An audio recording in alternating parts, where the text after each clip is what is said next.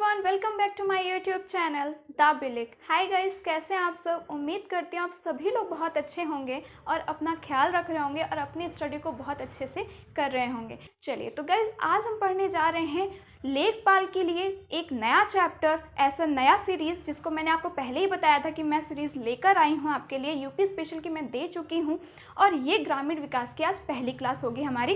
तो इसमें आपको मैं पढ़ाने क्या वाली हूँ ये ज़रा सा देख लीजिए। देखिए, पहली क्लास में मैं आपको पढ़ाने वाली हूँ प्रीवियस ईयर क्वेश्चन। ठीक है, प्रीवियस ईयर क्वेश्चन मैं इसलिए बताने वाली हूँ क्योंकि आपको एक आइडिया लग जाएगा कि कैसे क्वेश्चन पूछे जाते हैं। ठीक है, आपको किस तरीके से तैयारी करनी है, क्या लेवल रहता है, क्या लैंग्वेज होती है, क्योंकि कभी कभी हम लोग बहुत कुछ पढ़ ले जाते हैं लेकिन हमको ये नहीं पता चलता है कि आखिर हमको इसमें से क्वेश्चन कैसे निकालने हैं, क्या हमको पढ़ना चाहिए, क्या नहीं पढ़ना चाहिए। तो इसलिए पहली क्लास हमारी प्रीवियस ईयर क्वेश्चन बेस्ड होगी और इसमें आपको एक अच्छा खासा आइडिया लग जाएगा कि आपको कैसे क्या चीज़ें पढ़नी है। एक चीज़ और बता दूं कि आप अगर इसमें देखेंगे प्रीवियस ईयर क्वेश्चन आप लोगों के पास भी होंगे तो उसमें आपने बहुत सारे क्वेश्चन होंगे, मैंने सारे नहीं ले रखे हैं। क्यों नहीं ले रखे हैं, इसका रीज़न है बिकॉज उस समय पे जो करंट बेसिस क्वेश्चन चल रहे थे उसमें से कुछ क्वेश्चन बहुत सारे चेंज हो चुके हैं, कुछ योजनाएं हैं जिनका सब कुछ चेंज हो गया है, तो इसीलिए मैंने उसको नहीं लिया क्योंकि आप टाइम बर्बाद नहीं करना है, लोगों को बस वही चीज़ें देखनी है कि कैसे क्वेश्चन फॉर्म होते हैं। चलिए तो स्टार्ट करते हैं अपने पहले क्वेश्चन की तरफ। तो देखिए, पहले क्वेश्चन को मैं कराने वाली हूँ, लेकिन गाइज आपसे रिक्वेस्ट है कि अगर अभी तक आपने हमारे चैनल को सब्सक्राइब नहीं किया है तो चैनल को सब्सक्राइब जरूर कर लीजिएगा और नोटिफिकेशन बेल आइकन प्रेस कर लीजिएगा ताकि आपको हर एक नोटिफिकेशन हमारी मिलती रहे, जितनी भी अपडेट हो उससे आप अपडेट रहें। ठीक है, क्योंकि आप अपडेट रहेंगे, आपको सारी नोटिफिकेशन मिलती रहेगी तो आपकी एक बेहतर से बेहतर तैयारी मैं करा पाऊंगी। तो चलिए, आज पहले क्वेश्चन हमारा ये है कि भारत की जनगणना 2011 के अनुसार उत्तर प्रदेश का प्रति वर्ग किलोमीटर जनसंख्या घनत्व क्या था। मतलब सिंपल सी बात पूछी गई है आपके यहाँ पे कि यहाँ पे जनसंख्या घनत्व क्या था। ठीक है, जनसंख्या घनत्व मतलब पॉपुलेशन डेंसिटी किसकी थी, कितनी, मतलब 2011 के अनुसार किसकी पूछी गई, उत्तर प्रदेश की पूछी गई। तो गाइस आप बताइए कितनी थी, तो आपको ये बात पता ही हो गया कि 829 थी। ठीक है, कितनी थी, 829 वर्ग किलोमीटर थी, ये आपको पता होना चाहिए बात। ठीक है, स्क्वायर किलोमीटर। ओके, चलिए और आप मुझे इंडिया की जो जनसंख्या घनत्व है वो मुझे कमेंट करके जरूर बता दीजिएगा। ओके, चलिए ये आपके लिए क्वेश्चन हुआ। इसका नेक्स्ट क्वेश्चन है, उत्तर प्रदेश में 75 जिलों सहित कितने प्रमुख मंडल हैं। ये क्वेश्चन मैंने यूपी स्पेशल की जो पहली क्लास आपको प्रोवाइड की है उसमें मैंने बता रखा है, तो अगर आपने वीडियो नहीं देखी तो गाइस बहुत सारे ऐसे क्वेश्चन हैं आपको मैं अभी बताने वाली हूँ, मैंने आपको बता रखा है। ठीक है, ऐसे क्वेश्चन पूछे जाते हैं, आप इस चीज को ध्यान रखिएगा। तो इसमें कितने प्रमुख मंडल हैं, टोटल इसमें मंडल हैं 18। ठीक है, कितने मंडल हैं, 75 डिस्ट्रिक्ट्स हैं और 18 आपके यहाँ पे मंडल हैं। मंडल यहाँ पे क्या है, 3-4 जिलों का या 5 जिलों का यहाँ पे एक समूह बना दिया जाता है और उसका ये मंडला अध्यक्ष होता है। मतलब कोई भी किसी की प्रॉब्लम होती है तो आप वहाँ पे जाकर के अपनी बात रख सकते हैं। ठीक है, इस टाइप से मंडल होते हैं। तो अगर आपसे सबसे नवीन मंडल की बात की, सबसे नया मंडल की बात की जाए तो इसमें क्या है, सबसे नवीन मंडल आपसे पूछा जाए तो कौन हो जाएगा, अलीगढ़ हो जाएगा। ठीक है, ध्यान रखिएगा, क्वेश्चन आप इस तरीके से पूछे जाते हैं तो आप इस चीज का ऐसे क्वेश्चन आप कर सकते हैं। ठीक है, चलिए इसके बाद है आपका नेक्स्ट क्वेश्चन है, उत्तर प्रदेश के किस वर्ष में मनरेगा प्रारंभ किया गया था। मतलब कुल मिला के ये पूछा गया है कि मनरेगा किस वर्ष प्रारंभ किया गया था, ये क्वेश्चन आपसे पूछा गया है। तो गाइस इसमें दो कंफ्यूजन होता है, जरा इसको देख लीजिए कि एक नरेगा था। ठीक है, पहले इसका नाम क्या था, इसका नाम हुआ करता था नरेगा।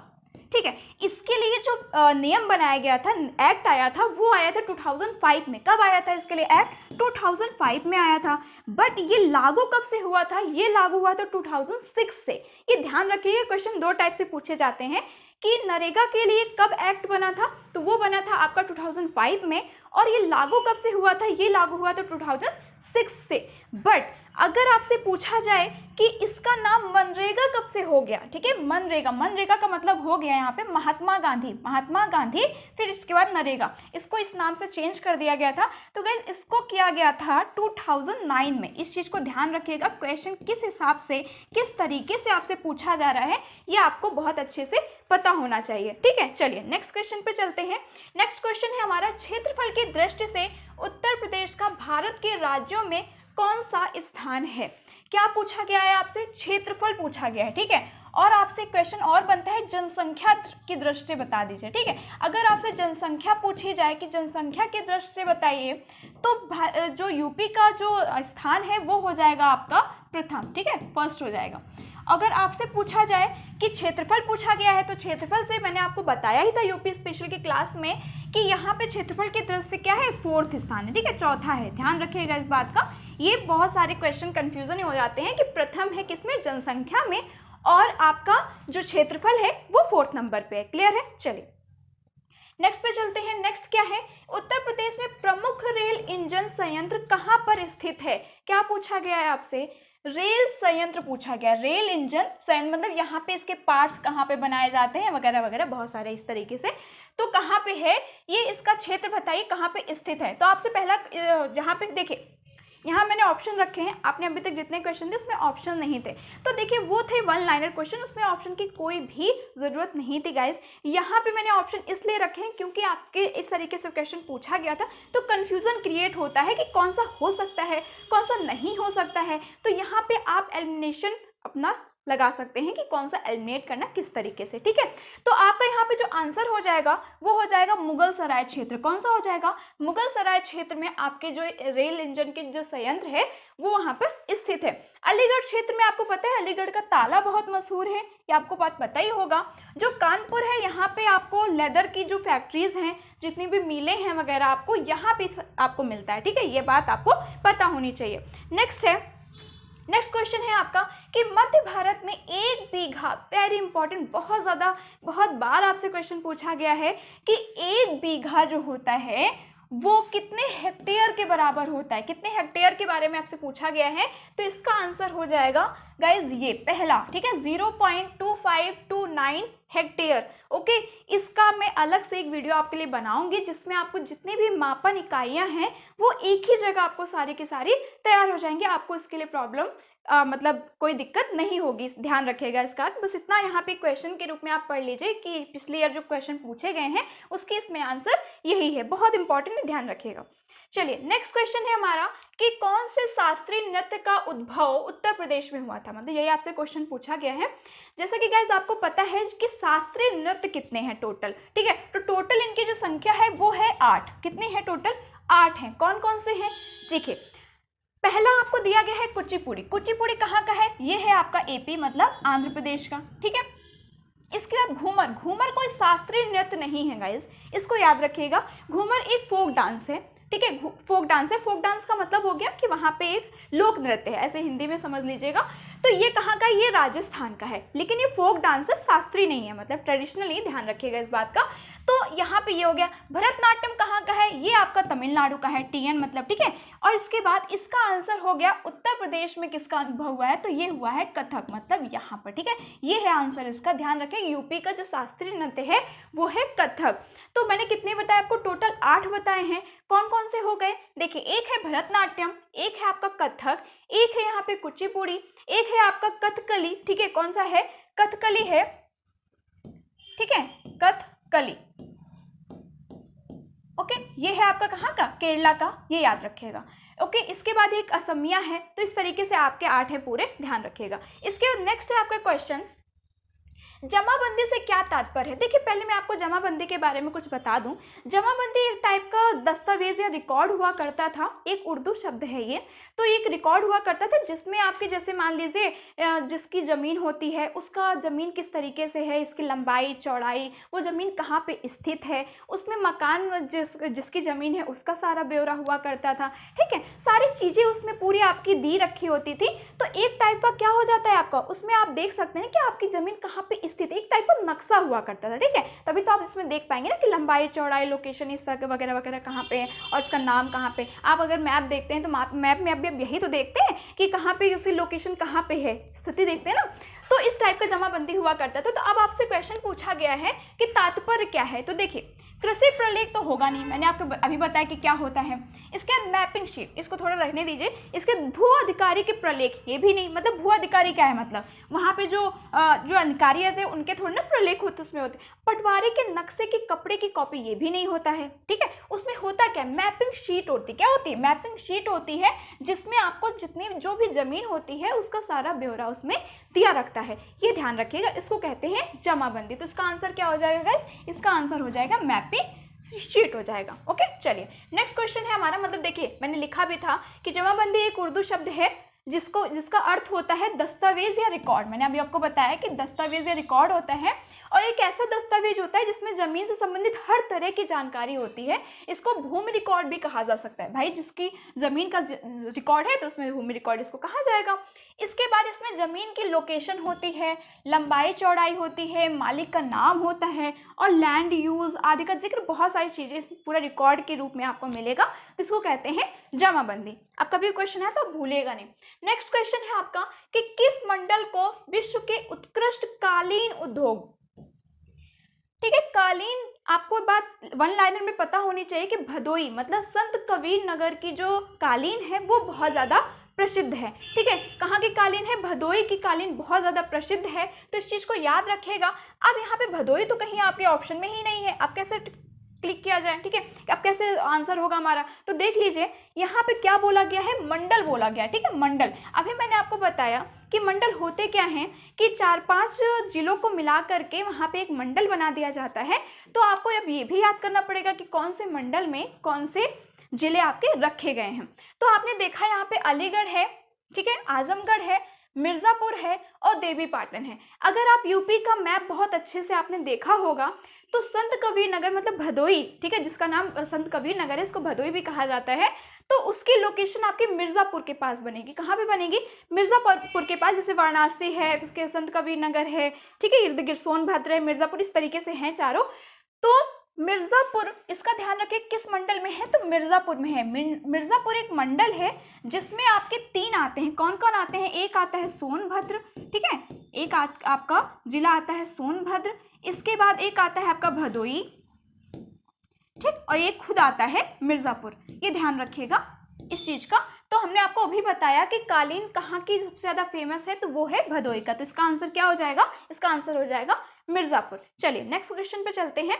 नेक्स्ट क्वेश्चन है हमारा कि उत्तर प्रदेश में लिंगानुपात वर्ष 2001 में इतना था, कितना था, ये देखिए 892 था, और 2011 में पूछा गया है कि कितना पहुंच गया है, मतलब कितना हो गया। नॉर्मल सी क्वेश्चन है कि अब लिंगानुपात जो है वो 2011 में कितना है यूपी का, तो कितना है गाइस, इसमें देखिए बहुत सारे अंक लिखे हुए हैं, तो कंफ्यूज मत हो जाइएगा, वन लाइनर क्वेश्चन है, 912 है। ठीक है, चलिए नेक्स्ट क्वेश्चन पे चलते हैं हम लोग।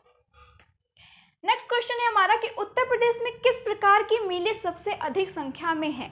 ये आपको बात पता ही होगा कि यूपी में बहुत सारी चीज़ें क्या कब बहुत ज़्यादा उगाया जाता है, गन्ना है सबसे पहले नंबर पे, मतलब पहले नंबर पे तो गेहूं है। अगर आपसे पूछा जाए कि यूपी सबसे पहले नंबर पे किस चीज़ को उगाने में है, तो गेहूं है, ठीक, इसके बाद गन्ना है, इसके बाद आलू है, ये 3 चीज़ें हैं आपके पास।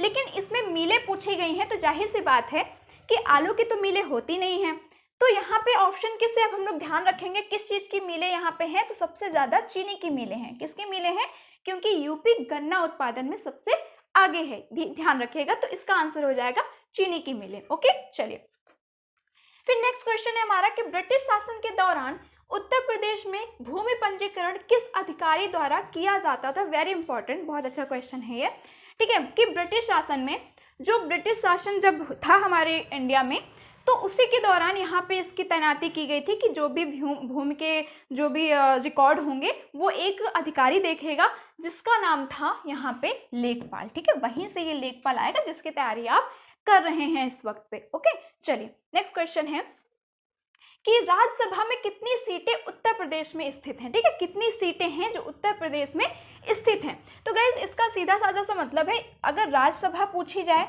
तो वो भी सबसे ज़्यादा यूपी है, लोकसभा पूछी जाए वो भी सबसे ज़्यादा यूपी है, और विधानसभा की सीटें पूछी जाए वो भी सबसे ज़्यादा है, और विधान परिषद की पूछी जाए वो भी सबसे ज़्यादा है। क्यों ज़्यादा है, क्योंकि यहाँ पे जनसंख्या सबसे ज़्यादा है, जनसंख्या में सबसे पहले नंबर पे यूपी आता है।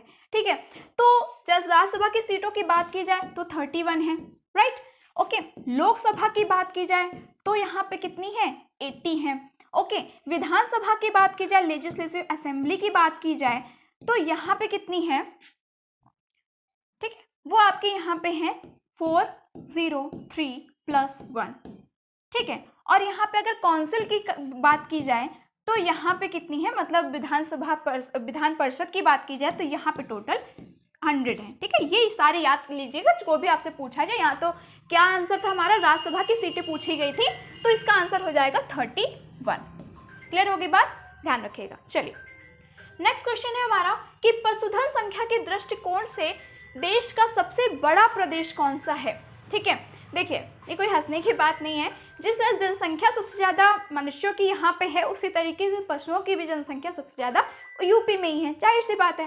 तो इसका आंसर क्या हो जाएगा, यूपी हो जाएगा। अगर आपसे पूछा जाए कि सबसे पहले पशुधन जनगणना कब की गई थी, सबसे पहले की बात मैं कर रही हूँ, तो सबसे पहली गाइस की गई थी 1919 में से लेकर 1920, ठीक है। ये सबसे पहले जनगणना इसी वर्ष की गई थी, इस चीज़ को आप याद रखिएगा। चलिए नेक्स्ट क्वेश्चन है हमारा कि उत्तर प्रदेश राजमार्ग भू नियंत्रण अधिनियम किस वर्ष में पारित किया गया था, ठीक है। इस चीज को याद रखिएगा, इंपॉर्टेंट क्वेश्चन है कि राजमार्ग भू नियंत्रण अधिनियम, ठीक है, किस वर्ष पारित किया गया था। इसका आंसर हो जाएगा 1945। क्या हो जाएगा, 1945।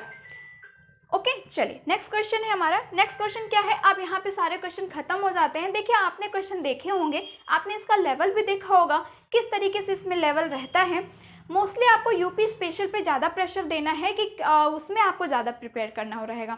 आपको जैसा कि पता है जीएस के भी 25 क्वेश्चन आने वाले हैं, तो वो मिक्सअप आएगा, ठीक है। उसमें मिक्स क्वेश्चन आएंगे, आपके ज्योग्राफी होगा, पॉलिटी होगा, हिस्ट्री होगा, इकोनॉमी होगा, बहुत सारे करंट अफेयर्स भी होंगे।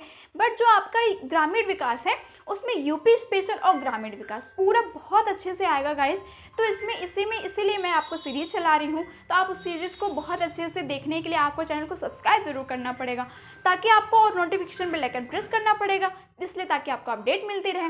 तो आप मुझे ये वीडियो बताइएगा कि आपको वीडियो कैसी लगी। अगर आपको वीडियो अच्छी लगी हो तो प्लीज़ मुझे एक जेन्युइन सा कमेंट कर दीजिएगा कि आपको ये वीडियो कैसी लगी, ठीक है। और अगर अच्छी लगी हो तो इसको लाइक कर दीजिएगा, ज़्यादा से ज़्यादा शेयर कर दीजिएगा, ताकि लोगों तक ये वीडियो पहुँच सके। तब तक गाइस अपनी पढ़ाई करते रहिए। Thank you so much, take care and bye bye.